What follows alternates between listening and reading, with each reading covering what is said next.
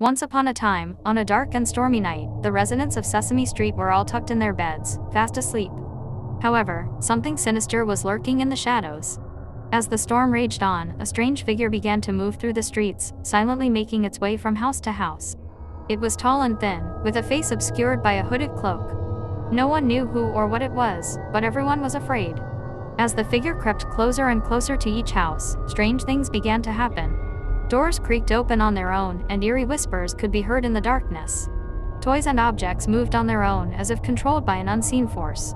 The figure finally arrived at the door of the famous Sesame Street house, where Big Bird and his friends lived. The creature slipped inside, and the house was filled with a sense of dread. The inhabitants of Sesame Street woke up to find their home in disarray. Things were missing or moved, and they knew someone or something had been there. They searched high and low, but found no sign of the intruder.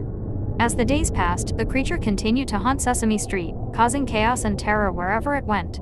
No one knew where it came from or what it wanted, but everyone was afraid to go out at night.